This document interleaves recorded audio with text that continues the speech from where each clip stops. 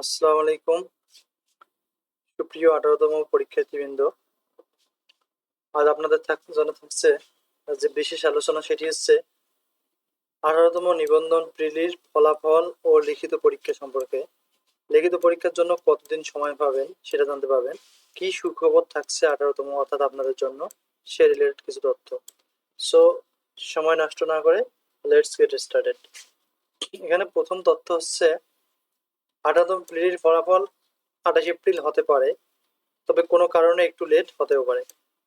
তবে কনফার্ম না যে 28 এপ্রিল হবে, একটু লেট হতে পারে, অর্থাৎ 5-7 তারিখও যাইতে পারে, 5 মে 6 মে এরকম যাইতে পারে। তবে যেটাই হোক বা যে কয়দিন লেটে হোক, কিন্তু এর জন্য আপনার রিটার্নের ডেট কখনো পিছাবে না। তবে প্রশ্ন হলো, একটু লেট হলেই সমস্যা কি? আপনি যদি নিশ্চিত থাকেন যে আপনি প্রিলি পরীক্ষায় 40+ মার্কস পাবেন, তাহলে তো অবশ্যই পাস করবেন। এখানে মূল কথা হচ্ছে, আপনি যদি নিশ্চিত থাকেন যে প্রিলিতে আপনি 40+ মার্কস পাবেন, তাহলে আপনি নিশ্চিত থাকেন যে আপনি পরীক্ষায় পাস করবেন। তাহলে আপনি যদি পাস করেন, তাহলে আপনার এখানে টার্গেট কি? এখন অবশ্যই আপনাকে রিটেনের জন্য প্রিপারেশন নিতে হবে। তাই অযথা টেনশন নেওয়ার কারণ নেই। আপনাদের রিটেন পরীক্ষা আগামী ঈদুল আজহার পরে অনুষ্ঠিত হবে। হয়তো আপনি ভাবছেন যে অনেক সময় আছে, তাহলে আপনি ভুল করতেছেন। কারণ 1 থেকে 1.5 মাস খুব একটা বেশি সময় নেই, অর্থাৎ প্রিলি রেজাল্ট হোক বা না হোক বা দেরি হোক, আপনার ঈদের পরে, অর্থাৎ ঈদের পরে 2 সপ্তাহ বা 3 সপ্তাহের মধ্যে আপনার কিন্তু রিটেন পরীক্ষা শুরু হবে। তাই আজই আপনার রিটেন জন্য প্রস্তুতি হন। আর 18তম পরীক্ষার্থীদের জন্য সবচেয়ে বড় সুখবর হলো, আপনারা অনেক ভাগ্যবান, কারণ আপনাদের মধ্যে যারা রিটেন পরীক্ষা উত্তীর্ণ হবেন তাদের জব নিশ্চিত হবে। অর্থাৎ আপনারা যারা দেখতেছেন যে, অর্থাৎ রিটেনে যারা উত্তীর্ণ হবেন, তারা নিশ্চিত থাকেন তারা ভাইভাই পাস করবেন। ভাইভাই কিন্তু তেমন একটা আটকায় না। যেমন মনে করতে পারেন 98% পাস করে, এই কথাটার অর্থ হচ্ছে 100 জনের মধ্যে 98 জন পাস করে। 2 জন কেন ফেল করে, এটা প্রশ্ন থাকতে পারে। এর কারণ হচ্ছে, যদি আপনি পরীক্ষকের সাথে কোনো খারাপ আচরণ না করেন, অর্থাৎ খারাপ আচরণ বলতে ওখানে বোঝা যাচ্ছে তর্ক করা আর ড্রেস কোয়ালিফাই না থাকা। আর দ্বিতীয় কথা হচ্ছে, আপনি যদি, অর্থাৎ আপনার যদি সকল কাগজপত্র ঠিক থাকে, তাহলে আপনি শিওর থাকেন আপনি নিশ্চিত ভাবে পাস করবেন।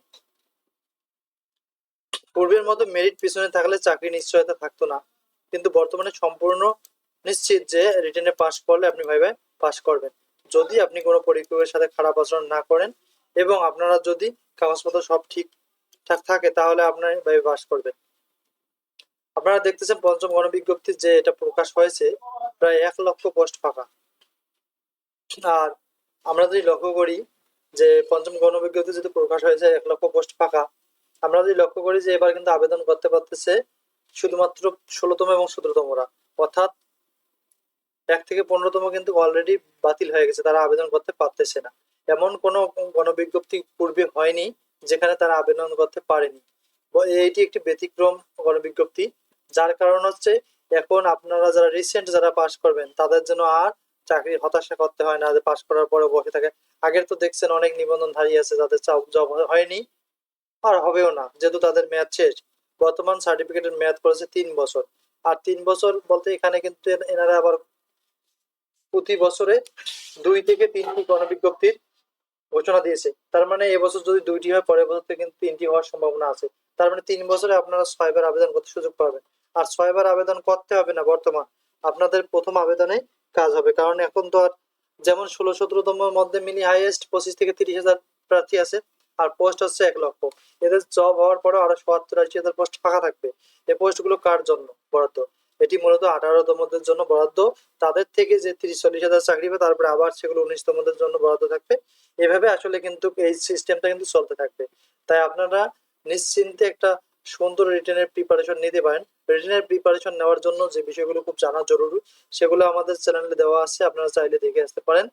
রিটেন সম্পর্কে, কিভাবে রিটেন প্রিপারেশন নেবেন, কোন ধরনের বই পড়বেন, লেখার কোয়ালিটি কেমন হতে হবে, সে রিলেটেড আমি অনেক কয়েকটি অলরেডি ভিডিও দিয়েছি, যেগুলো আপনাদের অবশ্যই উপকারে লাগবে। আপনারা চাইলে দেখে আসতে পারেন, তাতে আপনাদের পড়ার একটু হলেও ইচ্ছা থাকবে যে না, আমাকে রিটেন পাস করতে হবে। So thank you for watching this video. যদি ভালো লাগে please subscribe. See you next video.